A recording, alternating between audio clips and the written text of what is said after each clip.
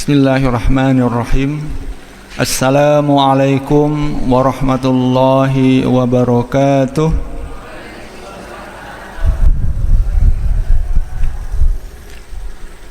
Alhamdulillahi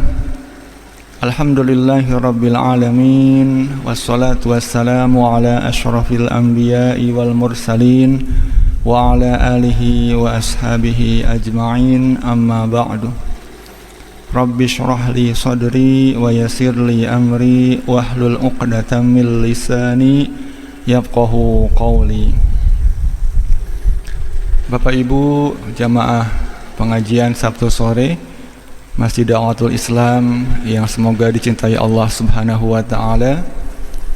Alhamdulillah, kita bersyukur kepada Allah pada sore hari yang cerah ini kita masih diberikan kesempatan untuk kembali berkumpul, bermajelis bersama, melanjutkan agenda rutin kegiatan pengajian di Masjid Da'watul Islam.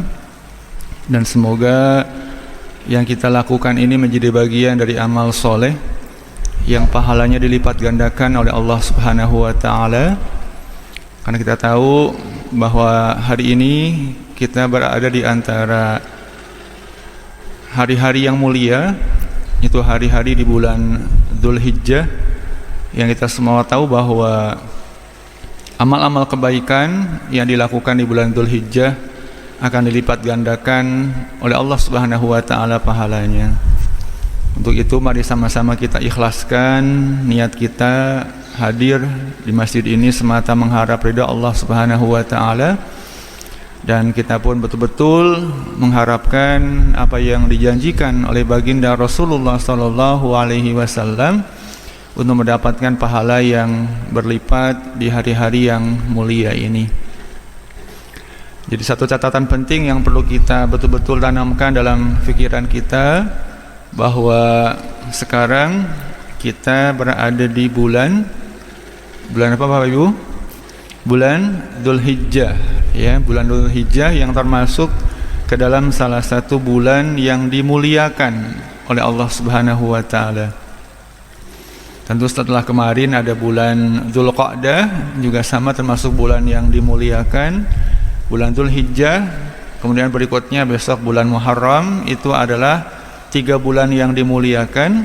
Nanti tambah dengan 1 bulan yang terpisah, yaitu bulan Rajab.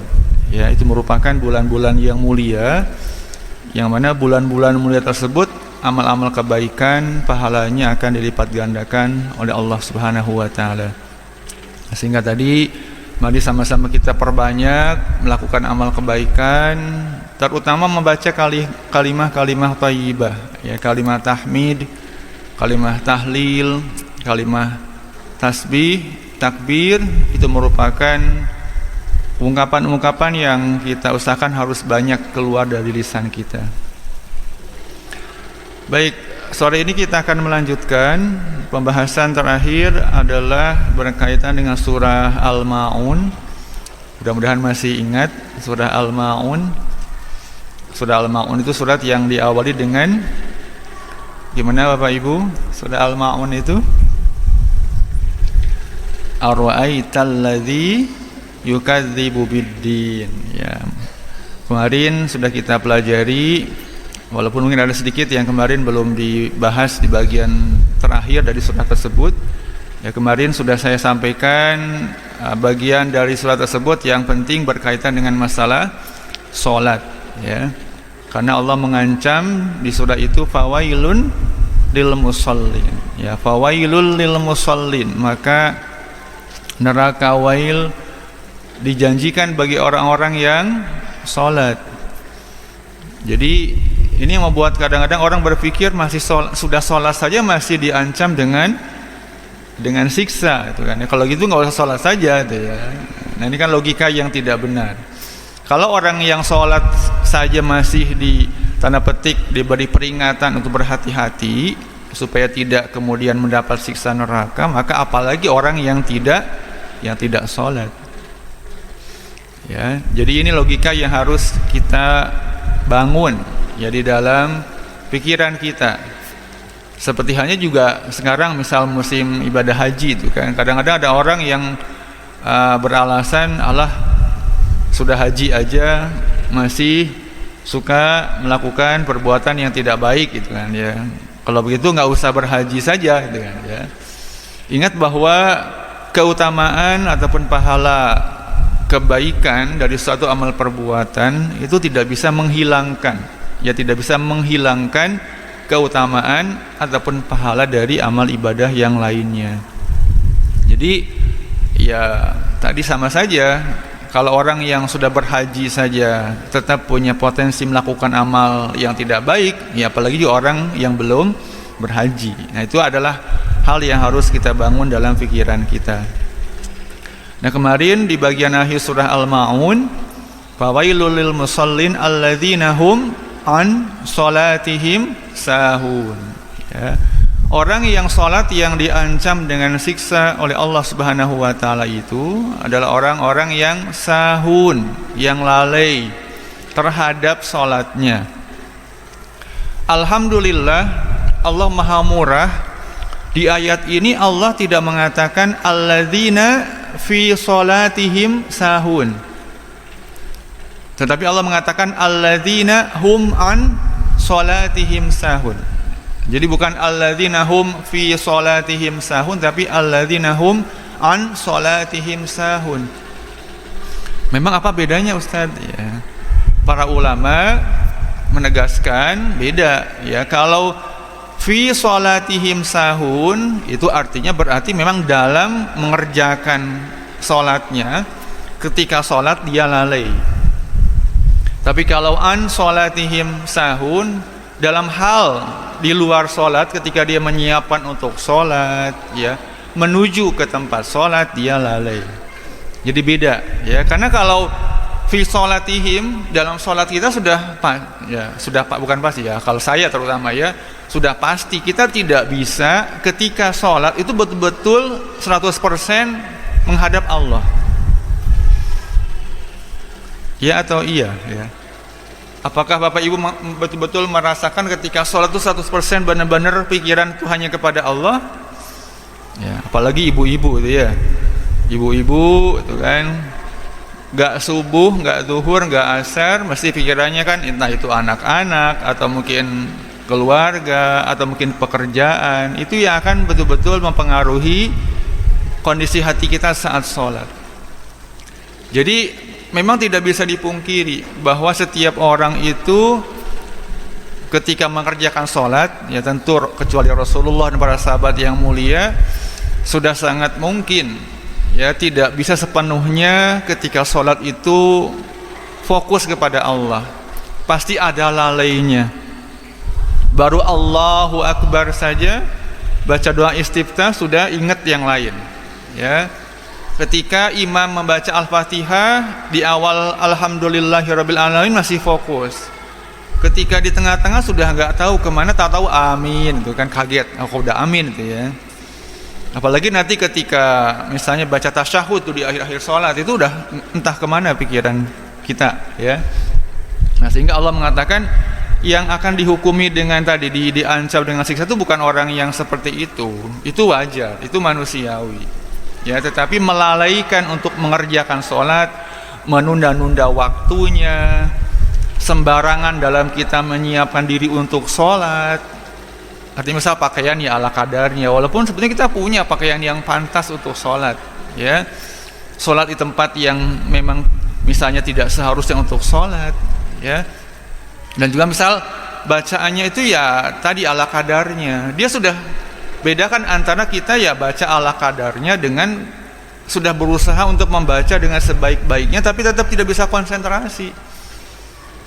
Nah tadi makanya alhamdulillah kita bersyukur Allah tidak mengatakan bahwa yang diancam dengan siksa itu orang-orang yang lalai ketika mengerjakan sholat ya, tetapi orang yang lalai ketika hendak mengerjakan sholat. Sehingga paling tidak ya kita tadi upayakan supaya terhindar dari ancaman siksa tadi ketika akan mengerjakan sholat. Pertama perhatikan waktu ya. Waktu kita perhatikan, tentu bapak-bapak diusahakan ke masjid sebisa mungkin berjamaah. Kalaupun tidak memungkinkan, dikerjakan tentu sesuai dengan waktunya. Jangan sampai ya kita sholat asar menjelang maghrib misalnya, sholat maghrib menjelang isya, naudzubillah, sholat subuh menjelang matahari sudah mau terbit, itu kan, naudzubillah. Nah itu yang pertama harus diperhatikan, dihindari. Kedua, berkaitan dengan kondisi saat kita mengerjakan sholat. Kita akan menghadap kepada Allah, maka tentunya kita harus berusaha untuk tampil dalam keadaan yang terbaik. Jadi ibu-ibu pastikan rukuhnya bersih, ya, wangi. Jangan sampai rukuhnya misal 2 bulan tidak dicuci, ya, atau kadang-kadang baru dicuci kalau sudah mau sholat id lagi, itu kan baru ingat mau nyuci rukuh, itu ya. Selama itu tidak ingat untuk nyuci rukuh, ya, padahal tadi seharusnya kita menghadap Allah dalam keadaan yang terbaik, ya.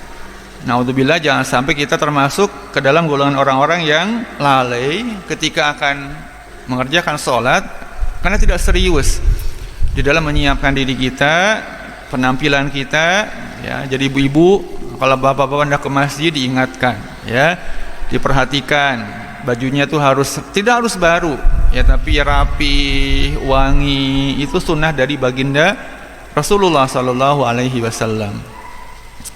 Nah, itu adalah yang berkaitan dengan sahun, alladzina hum an salatihim sahun, walladzina hum yuraun, dan orang-orang yang mereka itu berbuat kebaikan dengan dasar riya, ingin dilihat oleh orang lain. Nah, ini juga hal yang sangat susah untuk kita hindari. Banyak sekali godaan ketika mengerjakan kebaikan yang berpotensi membelokkan niat kita. Yang awalnya ingin karena Allah, kemudian belok karena tujuan ingin dilihat oleh manusia. Ini pun tidak mudah, ya. Dan kadang-kadang setan itu menjungkir balikan, ya. Kita udah mengerjakan kebaikan, kemudian bisa jadi niatnya dibelokkan, atau itu kan niat kita lurus, tapi setan yang kemudian menggoda kita. Allah, ngapain kamu ke masjid? Paling cuma mau dilihat sama orang-orang kan, kalau kamu tuh nanti pingin dikatakan orang yang soleh atau soleha. Padahal kita udah betul-betul niat mau karena Allah. Setan yang membisiki itu. Nah, kita pun jangan sampai kemudian termakan dengan godaan itu. Bapak-bapak misal mau ke masjid, tapi kadang-kadang suka kepikiran, takut nanti orang-orang bilang atau orang-orang nanti menilainya saya seperti orang yang soleh, orang yang alim. Nah, itu kan godaan juga tuh. Itu harus dilawan, ya. Jadi godaan riya, beramal karena manusia, ataupun takut beramal karena manusia, itu adalah hal yang harus kita latih terus, ya. Memang ancamannya itu juga tidak ringan, ya. Orang-orang yang beramal karena ingin dilihat oleh manusia, maka amalnya akan sia-sia, bahkan mungkin akan mendapatkan dosa. Tetapi sekali lagi, memang tidak bisa kita selalu bisa beramal murni hanya karena Allah. Pasti ada godaan-godaan, dan kita harus berusaha melawan itu semua, ya. Jadi kalau ada setan membisikkan, ya, ibu-ibu misal mau menutup aurat, Allah, nanti kamu paling niatnya cuma pengen dikatakan sebagai perempuan yang solihah, itu kan, ya, sebagai perempuan ahli surga. Jadi akhirnya jadi ragu-ragu, itu kan, ya, karena setan yang membisikkan godaan itu ke dalam telinga. Nah, itu harus dilawan, ya, karena memang pada kenyataannya kita itu tidak mungkin bisa betul-betul 100% niat karena Allah tanpa ada godaan-godaan seperti itu. Perlu kesungguhan, perlu komitmen untuk betul-betul kita bisa punya kebiasaan meniatkan setiap kebaikan yang kita kerjakan itu karena Allah, ya. Kemudian yang berikutnya adalah wa yamna'unal ma'un. Ya, ini yang kemarin sudah kita sedikit singgung. Jadi orang-orang yang tanda petik istilahnya itu kikir, itu kan tidak mudah memberikan sesuatu, baik kepada orang yang memang meminta-minta ataupun kepada orang yang layak mendapatkan bantuan. Nah, alhamdulillah Islam dalam beberapa aspek sudah mengajarkan kita supaya kita tidak menjadi orang-orang yang susah untuk berbagi. Jadi antaranya tentu dalam syariat ibadah kurban. Yang mudah-mudahan Bapak Ibu diberikan kemudahan untuk melaksanakan ibadah kurban, yang itu semua adalah untuk melatih diri kita mudah untuk mengeluarkan apa yang kita punya untuk Allah, yang kemudian dampaknya bisa dirasakan oleh orang-orang yang ada di sekitar kita, ya. Baik, kita lanjutkan. Harusnya sore ini setelah mundur ya, setelah surah Al-Maun adalah surah Li'ilafi Quraisy, ya. Tapi yang surat ini berkaitan dengan surat yang sebelumnya, itu surah Al-Fil. Jadi kita akan bahas dulu dari surah Al-Fil terlebih dahulu, ya, supaya nyambung pembahasannya dengan surat yang berikutnya, yaitu surah Li'ilafi Quraisy, ya. Baik, kita baca terlebih dahulu surah Al-Fil. Kita baca bersama-sama. Saya membaca, nanti Bapak Ibu mengikuti setelah saya.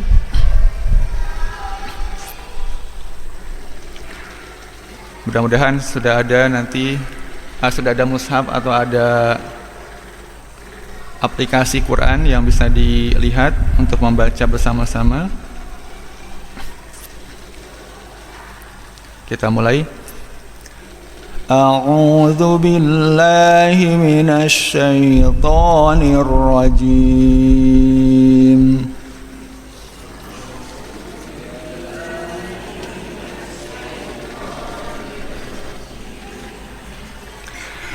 Bismillahirrahmanirrahim.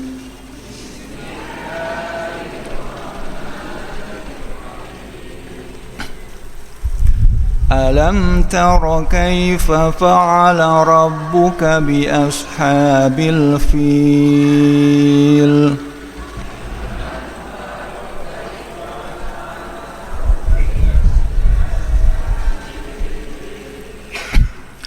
Alam yaj'al kaidahum fi tadlil.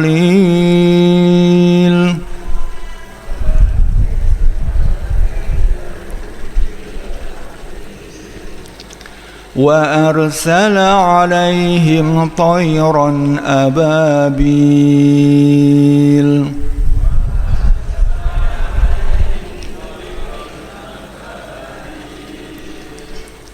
Tarmihim bihijaratin min sijil.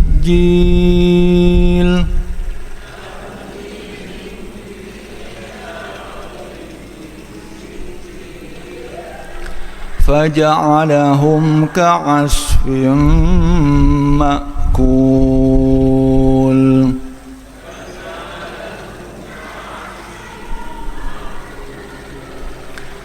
Shadaqallahul azim. Baik, seperti halnya kemarin surah Al-Ma'un, yang kadang-kadang orang tidak tahu itu surah yang mana, ya, kalau tidak disebutkan awalnya apa. Begitupun dengan surah Al-Fil, ya, ada sebagian yang tidak tahu surah Al-Fil itu yang mana, kan, ya, karena seringkali taunya adalah surat Alam Taro, ya. Kalau disebut surat Alam Taro baru kemudian yang itu, ya. Tapi kalau disebut dengan surah Al-Fil, kadang-kadang tidak mudah, ya, untuk kemudian bisa membacakan surah tersebut.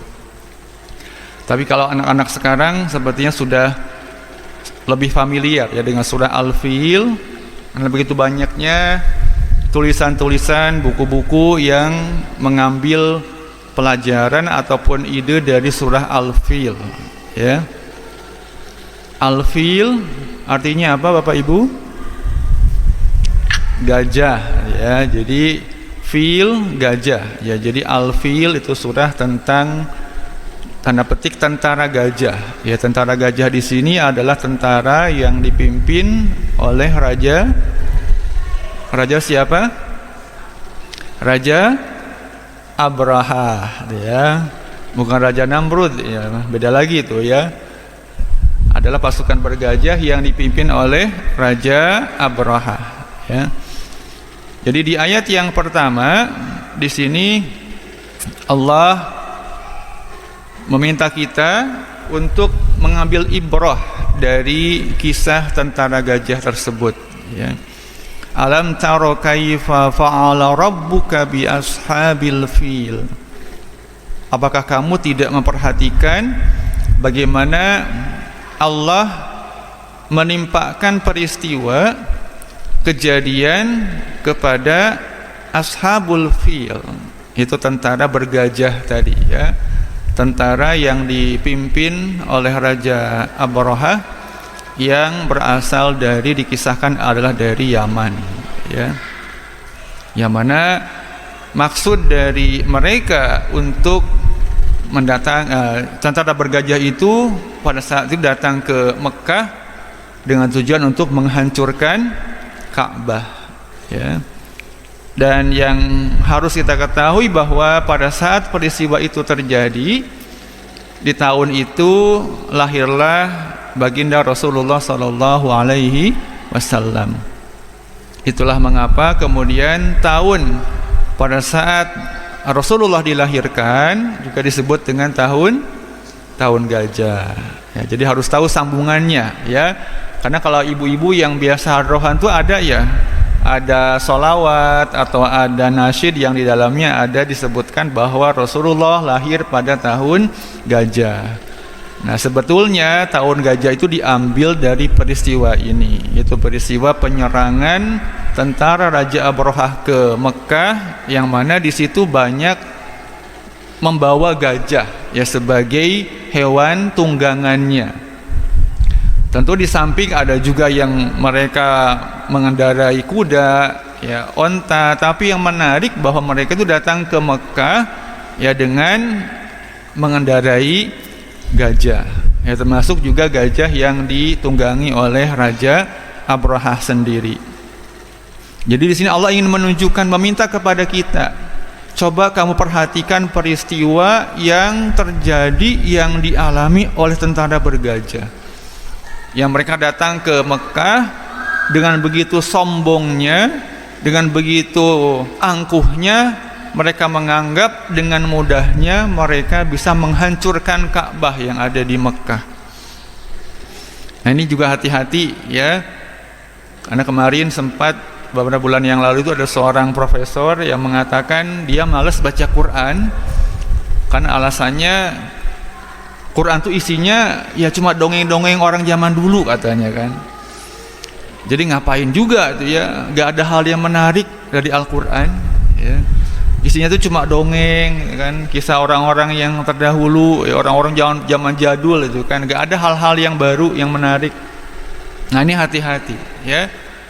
Hati-hati dengan pernyataan-pernyataan seperti ini. Memang betul Al-Quran itu isinya banyak dongeng, gitu, kan. Tapi dongeng dalam Al-Quran bukan sembarang dongeng, ya.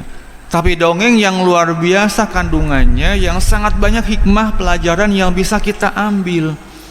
Asalkan tentunya kita membaca Al-Quran tidak hanya asal membaca.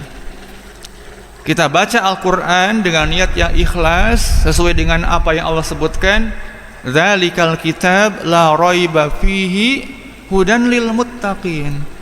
Al-Quran itu adalah kitab yang Allah turunkan kepada Rasulullah Muhammad SAW untuk diajarkan kepada kita, la raiba fihi, tidak ada keraguan di dalamnya, hudal lil muttaqin, yang merupakan petunjuk bagi orang-orang yang bertakwa.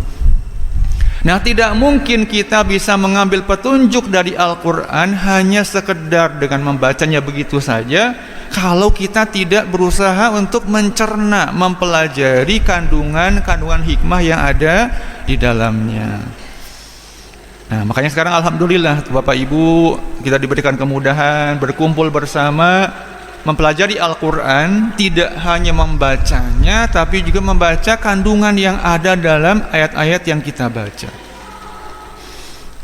Ya, contohnya kemarin dikisah misal di surah Yasin. Surah Yasin itu mengapa kita baca berulang-ulang? Karena di dalamnya juga ada kisah yang luar biasa. Ada dongeng yang luar biasa di situ. Ya. Surat Al-Kahfi misalnya luar biasa tuh. Ada berapa dongeng itu di surah Al-Kahfi? Ada berapa kisah di surat Al-Kahfi? Ada ya, ada empat dongeng besar di situ, ya kan? Yang pertama tentu adalah kisah mengenai Ashabul Kahfi sendiri di awal surat. Itu luar biasa tuh kisahnya. Lumayan, ibu-ibu nggak perlu ngarang-ngarang cerita kalau mau ngedongeng sama anak-anak, dongengin aja kisah Ashabul Kahfi. Itu luar biasa dongengnya, kisahnya, ya. Yang kedua adalah kisah tentang wadrib lahum masalan rajulaini ja'alna li ahadihima, dan seterusnya, ya. Kisah tentang lelaki pemilik dua kebun. Nah, ini dulu bahasan pertama kita ya Pak ya. Mungkin udah terlalu lama jadi lupa ya. Setelah kisah Ashabul Kahfi, bagian yang kedua di surah Al-Kahfi adalah kisah tentang seorang lelaki pemilik dua kebun. Yang ini pun kisahnya luar biasa. Kalau anak-anak milenial bilang tuh relate dengan kehidupan saat ini. Kisah ini menceritakan tentang Crazy Rich versi zaman bahula, gitu kan ya. Crazy Rich kenapa? Karena laki-laki ini digambarkan dia diberi oleh Allah dua kebun kurma, kebun anggur yang luas luar biasa, yang dikelilingi oleh pohon kurma. Luasnya luar biasa. Di tengah-tengah dua kebun itu ada sungai yang mengalir, airnya jernih, yang menjadikan dua kebun ini tidak pernah berhenti berbuah. Panen terus. Sehingga dengan panen yang luar biasa itu dia menjadi orang yang kaya luar biasa. Jadi istilah crazy rich itu tidak hanya muncul sekarang, sebetulnya zaman dulu juga ada, ya. Tentu selain kisah Qarun yang sudah sangat terkenal, yang sudah sering kita dengar, juga ada kisah ini, kisah seorang lelaki pemilik dua kebun. Apa yang terjadi dengan laki-laki ini? Ketika dia ngobrol dengan temannya, yang kebetulan temannya ini ternyata orang yang miskin, ya, dengan bangganya dia mengatakan, ana aktsaru minka malan wa a'azzu nafara. Ketika dia sedang ngobrol dengan temannya yang miskin, dia dengan sombongnya mengatakan, ana aktsaru minka malan wa a'azzu nafara. Lihat nih aku, itu kan kalau bahasa sekarang, aku punya harta yang lebih banyak dan pengikut yang juga jauh lebih banyak dibandingkan kamu nggak punya apa-apa. Dan berikutnya disampaikan di akhir kisah itu, dia merasa hartanya akan kekal, rumahnya tidak akan pernah berakhir, tapi tiba-tiba Allah mendatangkan kejadian yang menjadikan seluruh hartanya itu habis. Nah itu kan persis dengan kejadian anak-anak muda yang baru aja kemarin itu ya. Asalnya kaya raya, pagi-pagi bangun tidur udah pesen mobil itu kan ya, dan dia dengan sombong mengatakan bahwa hartaku tidak mungkin habis itu kan ya, Tuhan tidak mungkin membuat aku miskin. Sombong banget dia bilang gitu. Ibu tahu kan ya beritanya ya, tentang anak-anak muda kemarin yang sempat keblinger itu. Tapi kemudian tidak lama Allah mencabut itu semua, malah kemudian mereka sekarang diproses secara hukum ya. Jadi sebetulnya ini kisah yang luar biasa ya. Kemudian bagian yang ketiga ada kisah tentang Nabi Musa dan Nabi Khidir. Ini tiap kisah itu ada pelajarannya. Tadi kalau kisah Ashabul Kahfi pelajarannya apa? Tentang keteguhan iman, tentang pertolongan Allah, bahwa Allah pasti akan menolong siapapun orang-orang yang teguh di atas keimanan. Yang kedua tadi, kita tidak boleh keblinger dengan urusan harta benda, tidak boleh sombong, tidak boleh angkuh, tidak boleh bangga dengan apapun yang kita punya, kan itu semua adalah pemberian titipan dari Allah Subhanahu wa taala. Bahkan dianjurkan kalau kita melihat rumah kita rasa nyaman, punya kendaraan yang kita rasa juga nyaman dikendarai, anak-anak tumbuh dengan begitu sehatnya, maka ucapkan Masya Allah, la quwwata illa billah. Nah, itu ada tuh di surat Al-Kahfi tentang kisah laki-laki pemilik dua kebun itu. Jadi kalau dari kisah Nabi Musa dengan Nabi Khidir apa Pak pelajarannya? Dulu udah pernah dibahas ini sebetulnya ya. Pelajarannya adalah waktu itu Nabi Musa ditanya oleh pengikutnya, yang Musa, sekarang ini di dunia ini siapa kira-kira yang paling pintar? yang paling luas ilmunya? Apa jawaban Nabi Musa? Ya kurang lebih jawabannya, ya akulah tuh ya. Gak ada lah orang yang lebih pintar daripada aku tuh ya. Maka Allah menegur Nabi Musa, ya. Menegur Nabi Musa dengan mengatakan tanda petik masih ada orang yang lebih pintar dari kamu, ya. Coba sekarang kamu temui orang itu, ya. Dan rumahnya itu jauh sekali dari tempat tinggal beliau. Maka akan dikisahkan tuh di kisah itu ya, Nabi Musa dengan pembantunya Yusha bin Nun kemudian menempuh perjalanan yang sangat jauh untuk menemui Nabi Khidir di tempat yang jauh. Dan Nabi Musa walaupun sudah merasa tadi punya ilmu yang banyak, beliau tidak segan-segan untuk belajar kepada orang yang memang lebih berilmu. Itu artinya kita pun harus senantiasa tawadhu dengan ilmu yang kita punya. Tidak boleh mudah sombong dengan ilmu, ya. Kemanapun harus mau belajar. Nah, itu adalah kisah Nabi Musa dengan Nabi Khidir. Yang keempat, yang terakhir adalah kisah tentang apa? Ibu-ibu tahu nggak?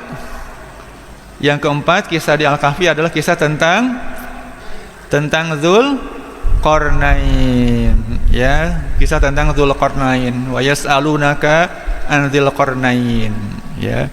Nah, di situ apa pelajarannya? Dzulqarnain itu orang yang oleh Allah diberikan kelebihan yang luar biasa. Dan kemanapun dia pergi, dia pasti akan berusaha memberikan solusi terhadap permasalahan yang dihadapi oleh masyarakat setempat, ya. Jadi orangnya kalau kata Bu Tejo itu solutif, gitu ya, harus solutif. Nah, kita pun sekemampuan kita jadilah orang yang solutif, yang bisa membantu memberikan solusi penyelesaian masalah atas apapun yang dihadapi oleh masyarakat kita, sekecil apapun itu.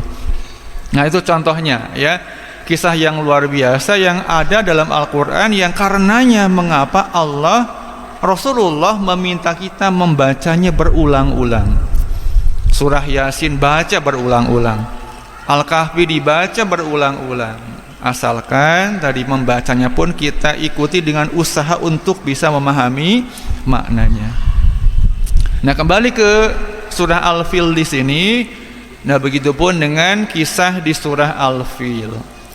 Raja Abraha dengan kesombongannya, dia merasa akan dengan mudahnya menghancurkan Ka'bah. Ya, tentu kenapa Raja Abraha itu ingin menghancurkan Ka'bah? Tentu motifnya salah satunya adalah supaya orang-orang tidak lagi menuju ke Ka'bah untuk beribadah, tapi pinginnya beralih ke negerinya, ya, di Yaman. Orang-orang datang ke situ sehingga akan menjadikan negeri Raja Abraha lebih terkenal, lebih banyak pemasukan, yang tentu juga akan lebih meningkatkan pamor Abraha saat itu.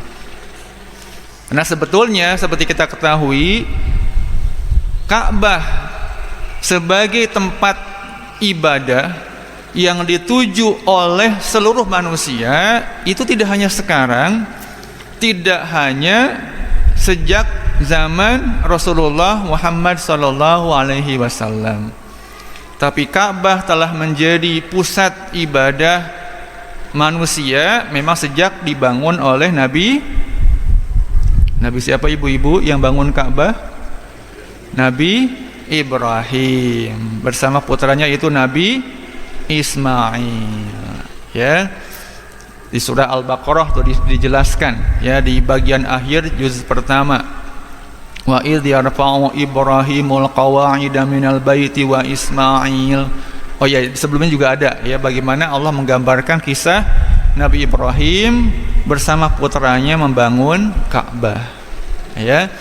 Sejak zaman itulah kemudian Ka'bah dijadikan sebagai pusat peribadahan manusia.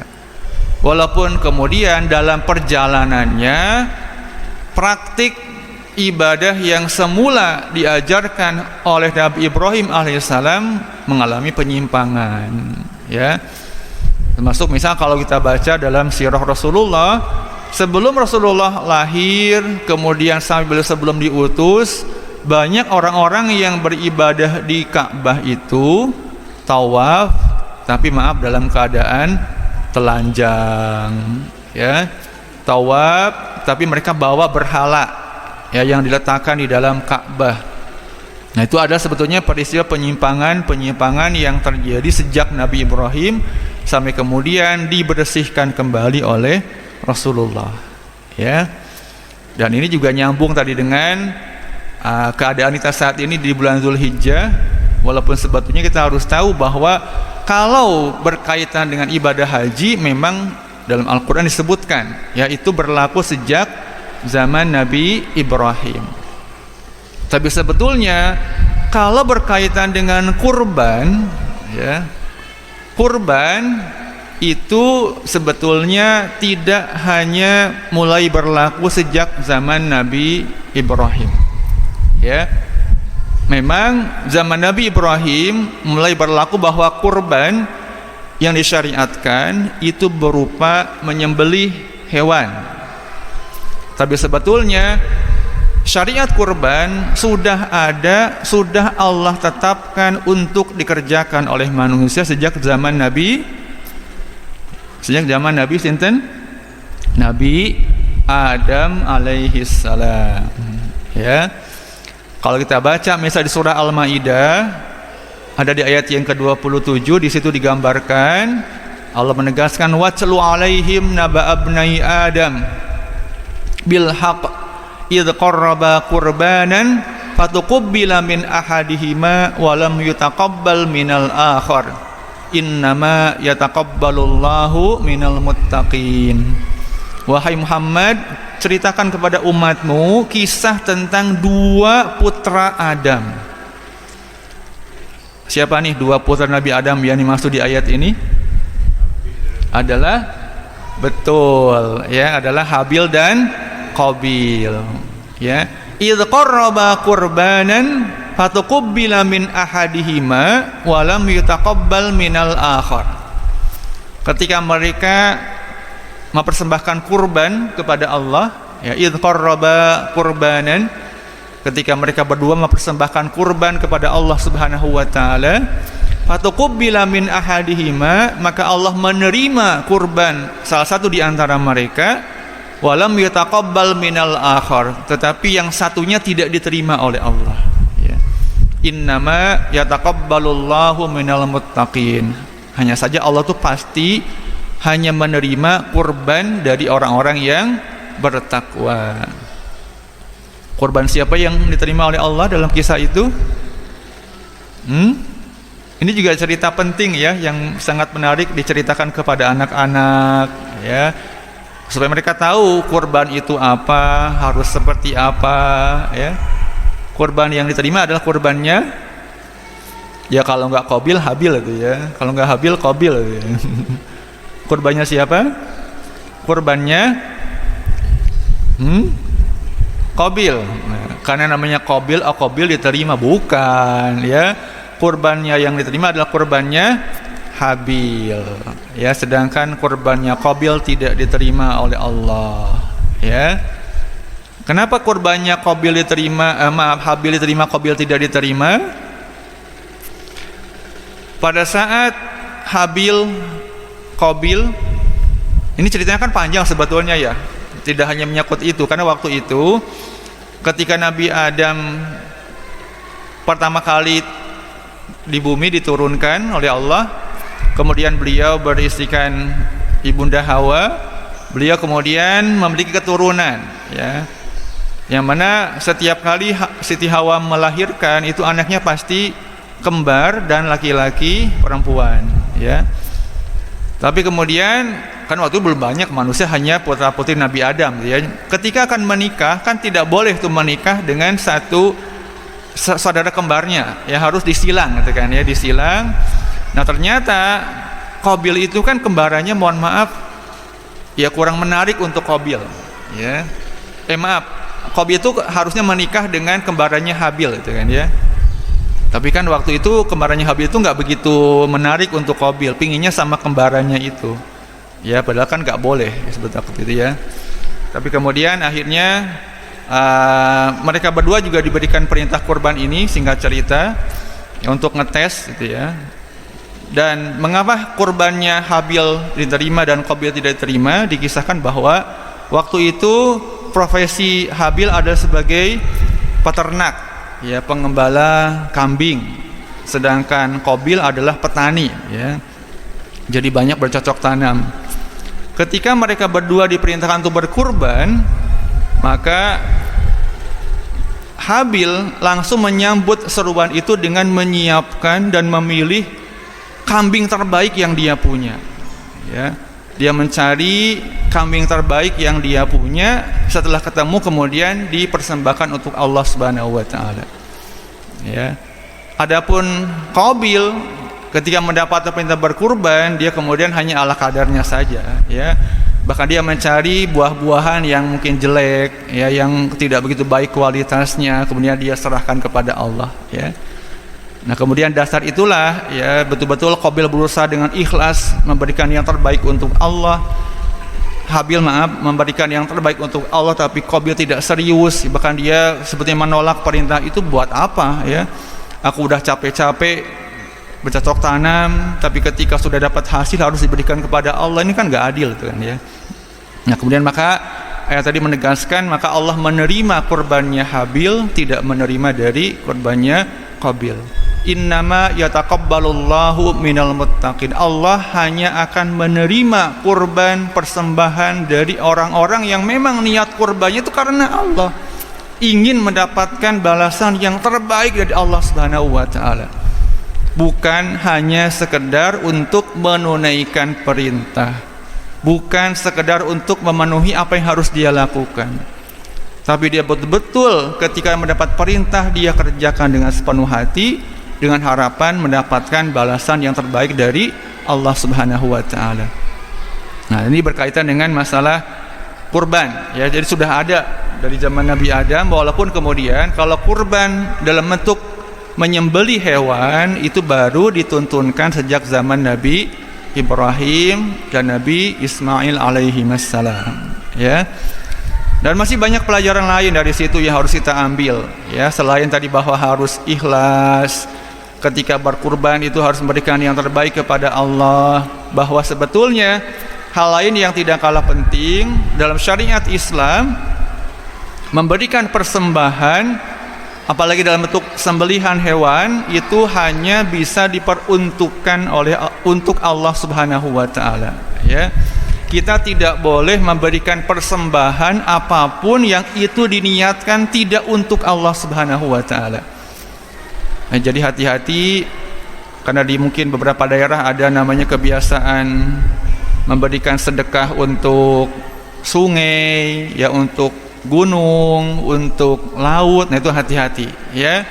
Dalam syariat Islam, kita ketika mempersembahkan apapun harus betul-betul untuk Allah Subhanahu wa taala, tidak meminta berkat, meminta perlindungan kepada selain Allah Subhanahu wa taala. Baik, nah kembali ke tadi kisah tentang Ashabul Fil. Jadi Allah meminta kita untuk memperhatikan kisah yang terjadi, yang dialami oleh Ashabul Fil. Allah menegaskan, alam yaj'al kaidahum fi tadlil. Alam yaj'al kaidahum fi tadlil, ya. Bukankah Allah kemudian menjadikan, ya, usaha mereka, makar mereka untuk menghancurkan Ka'bah itu sia-sia.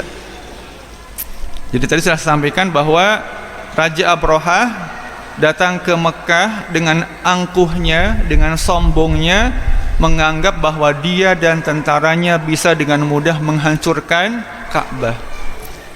Tapi kemudian Allah menunjukkan bahwa segenap upaya yang dilakukan oleh Abrahah dan tentaranya dengan membawa tentara yang luar biasa, dengan kendaraan yang luar biasa waktu itu, tidak hanya kuda, onta, tapi juga gajah, kemudian Allah menjadikan usaha mereka sia-sia. Seperti apa sia-sianya? Wa arsala alaihim tayran ababil, ya.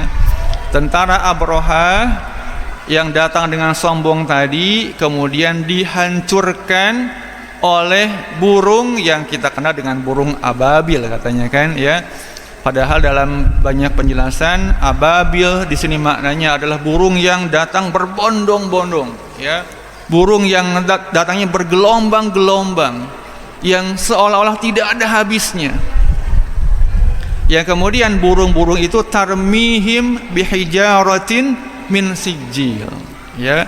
Burung-burung yang terbang yang begitu banyak itu, mereka kemudian tarmihim, melempari tentara Abrahah, ya, dengan kendaraan-kendaraannya, ya, dengan batu-batu, ya, min sijil. Dikatakan bahwa batu sebenarnya batu-batu yang seperti biasa, ya, batu yang terbuat dari tanah, seperti dari tanah liat. Tapi memang dikisahkan, digambarkan bahwa batu-batu itu memang panasnya luar biasa, ya, sehingga ketika batu itu mengenai tentara Abrahah dengan kendaraan-kendaraannya, membuat mereka, digambarkan di ayat berikutnya, faja'alahum ka'asfim ma'kul. Dengan begitu tiba-tiba, ya, tentara Abrahah itu seperti halnya daun yang dimakan oleh ulat, ya. Faja'alahum ka'asfim ma'kul. Karena lemparan batu yang dibawa oleh burung ababil itu, tentara Abrahah kemudian hancur seperti daun yang tiba-tiba termakan oleh ulat. Nah, itu secara ringkas berkaitan dengan kisah yang ada di surah Al-Fil. Nah, nanti silakan kalau lebih lengkapnya dibaca tentang siapa itu Abrahah, ya, kemudian sikapnya seperti apa. Yang jelas bahwa Abrahah ini tadi dia punya keinginan untuk menghancurkan Ka'bah dengan harapan ketika Ka'bah itu sudah hancur dan Abrahah sudah membangun, ya, tempat ibadah tandingan di negerinya di Yaman, dia berharap nanti manusia tidak lagi datang ke Mekah untuk beribadah, tapi beralih datang ke negerinya Raja Abrahah. Maka dengan itu harapannya Abrahah bisa mendapatkan banyak keuntungan. Ada kisah lain juga yang memang cukup menarik, ya, berkaitan dengan bagaimana kejadian-kejadian yang terjadi, ya, menjelang terjadinya penyerangan Raja Abrahah ke Mekah, menghancurkan Ka'bah. Sempat ada video, ada film kalau tidak salah, ya, yang mengisahkan bagaimana kakek Nabi Muhammad, ya, siapa kakek beliau itu namanya? Siapa namanya? Abdul Muttalib, ya, beliau juga kemudian dipaksa atau beliau didatangi oleh masyarakat Mekah saat itu, ya, meminta jalan keluar ini bagaimana, ya, karena ada tentara yang luar biasa datang untuk menyerang Mekah untuk menghancurkan Ka'bah, ya, dan semua ketakutan, ya, semua ketakutan luar biasa. Tapi kemudian Abdul Muttalib, beliau juga tetap merasa bahwa tidak ada jalan keluar lain selain menyerahkan semuanya kepada Allah Subhanahu wa taala, ya. Jadi Bapak Ibu, sebetulnya orang-orang Quraisy waktu itu walaupun mereka menyembah berhala, tetapi sebetulnya mereka tetap punya keyakinan kepada Allah Subhanahu wa taala, ya. Jadi walaupun mereka itu misalnya menaruh berhala-berhala di Ka'bah yang mereka ibadahi, tetap saja, ya, mereka punya keyakinan kepada Allah Subhanahu wa taala. Ya, termasuk ketika peristiwa penyerangan Ka'bah oleh pasukan Raja Abrahah ini, ya. Mereka, termasuk Abdul Muttalib, beliau yakin bahwa sekuat apapun tentara yang datang untuk menghancurkan Ka'bah, bahwa Ka'bah itu punya pemilik, ya. Maka biarkan pemilik Ka'bah yang akan melindunginya. Siapa itu? Yaitu Allah Subhanahu wa taala. Nah, tentu pelajaran penting dari kisah ini ada banyak yang bisa kita ambil. Kita ambil untuk diri kita sendiri saja. Tadi kalau untuk secara keseluruhan, tentu kita harus yakin bahwa siapapun yang akan berusaha untuk menghancurkan Ka'bah pasti akan mendapatkan hukuman dari Allah Subhanahu wa taala. Ka'bah sebagai bangunan suci yang dijadikan Allah sebagai tempat berkumpulnya manusia beribadah tidak mungkin bisa dihancurkan oleh siapapun kecuali atas izin Allah Subhanahu wa taala. Dan sebaliknya, orang-orang yang bertujuan untuk menghancurkan Ka'bah pasti akan mendapatkan balasan hukuman dari Allah Subhanahu wa taala. Termasuk yang dialami oleh Raja Abrahah ini.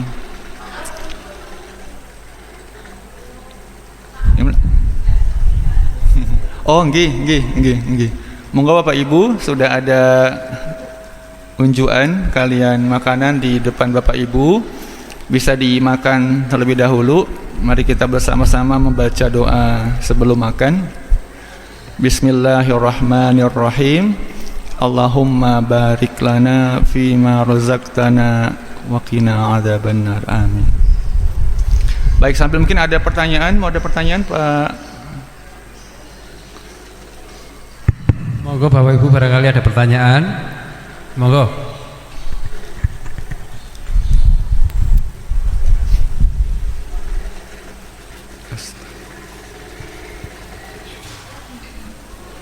Ada Bapak Ibu, monggo.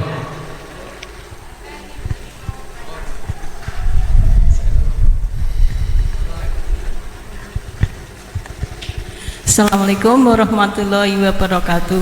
Waalaikumsalam warahmatullahi wabarakatuh. Maaf Pak, saya mau tanya tentang Ka'bah.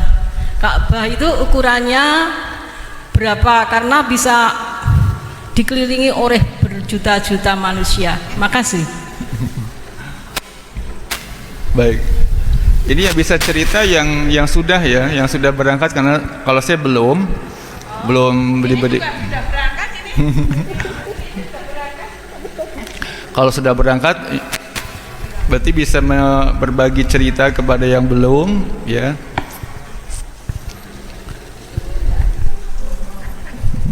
Yang jelas bahwa sampai saat ini pemerintah Saudi Arabia terus berusaha untuk memperluas Masjidil Haram. Jadi kalau yang saya tahu itu kan bahwa Ka'bah itu ada di dalam Masjidil Haram, begitu kan? Jadi kalau Ka'bahnya sendiri dari zaman dulu ya sebetulnya segitu-gitu saja. Ya ketika pun ada perubahan, ada renovasi, tidak begitu banyak merubah, ya. Tapi yang tanda petik berubah itu adalah Masjidil Haramnya itu, ya. Jadi terus diperluas. Dan tidak hanya satu lantai yang memungkinkan orang kemudian bisa bertawaf mengelilingi Ka'bah, ya. Jadi makanya begini, ketika misalnya mohon maaf ini berkaitan dengan sholat id itu kan, sholat id itu kan sunahnya di lapangan yang luas itu ya. Nah, ada orang yang bilang lah di Mekah aja sholat idnya di masjid itu ya.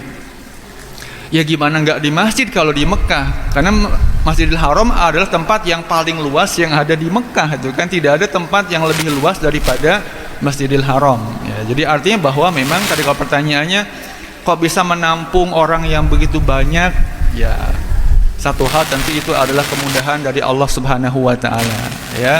Dan memang pemerintah Saudi terus berusaha untuk meningkatkan kapasitas Masjidil Haram sehingga bisa terus untuk menampung jamaah haji yang terus bertambah banyak dari seluruh dunia, ya. Jadi mohon maaf kalau ukurannya berapa, wallahu a'lam, saya belum punya gambaran. Mungkin ada yang bisa berbagi, monggo Pak. Ada yang bisa berbagi, bapak-bapak yang sudah pernah melihat, ya, berapa ukurannya? Pak Sam, mungkin sebesar ini mungkin ya. Yang jelas di dalam itu kan ada, kalau zaman dulu itu kan di dalam itu disimpan tadi berhala-berhala, ya. Disimpan banyak berhala. Kalau sekarang kan tentu tidak ada, ya.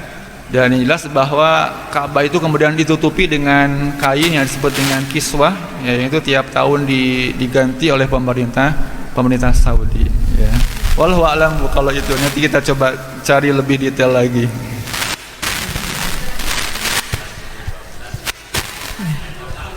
Iya, yang jelas kotak ya, bukan bundar gitu ya.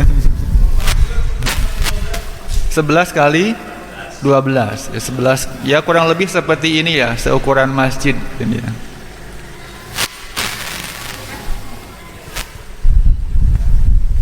Terima kasih atas kesempatannya.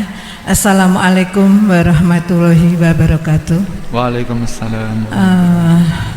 Pak Ustadz, ini mungkin pertanyaan saya, mohon maaf di luar materi pada sore hari ini.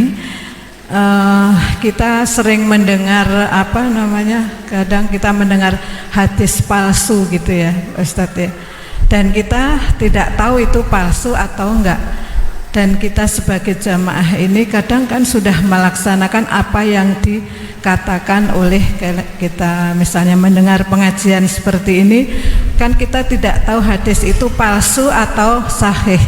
Nah, bagaimana kita yang sudah menjalankan atau mengamalkan hadis yang palsu itu? Mohon penjelasannya. Kita masuk orang-orang yang berdosa atau bagaimana? Mohon penjelasan dari Ustadz. Terima kasih. Wassalamualaikum warahmatullahi wabarakatuh. Waalaikumsalam warahmatullahi wabarakatuh. Alhamdulillahirabbil alamin. Ini pertanyaan yang luar biasa berat kalau buat saya untuk menjelaskannya itu ya. Jadi mungkin kalau dilihat dari sejarahnya itu kan, mengapa kok bisa muncul hadis-hadis palsu itu ya. Baik, dalam perjalanan kehidupan manusia sejak Rasulullah kemudian beliau wafat meninggalkan ajaran Islam yang luar biasa ini, tentu muncul orang-orang yang punya banyak kepentingan ya, punya banyak kepentingan, termasuk ingin memanfaatkan Islam untuk kepentingan mereka, entah kepentingan kekuasaan, ya, kepentingan ekonomi, mungkin kepentingan sosial yang itu harusnya tidak terjadi.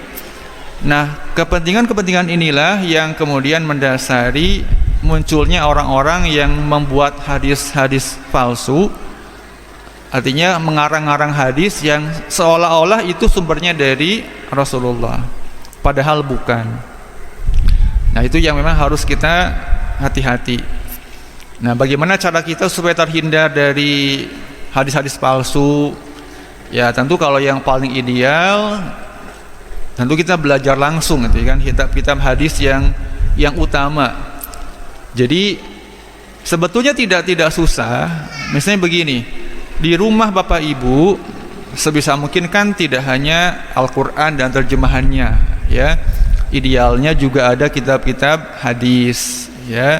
Misal yang pokok itu kan yang sudah diakui para ulama ya. Kitab hadis yang utama itu ya kitab Sahih Bukhari Muslim. Nah, itu usahakan ada ya.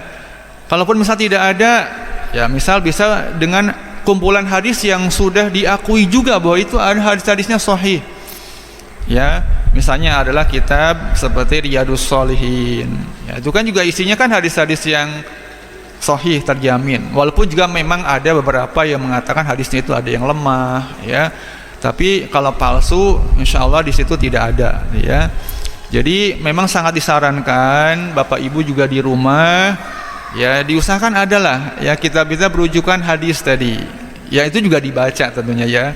Yang utama tadi kitab Sahih Bukhari Muslim, ya.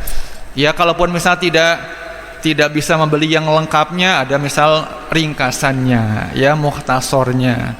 Atau kalau mau lebih ideal lagi, tidak hanya beli yang kumpulan hadisnya, tapi juga dengan penjelasannya, gitu ya. Jadi sekali lagi, kalau kita ingin terhindar dari hadis-hadis palsu, maka mendekatlah kepada sumber hadis-hadis yang sahih. Gimana caranya?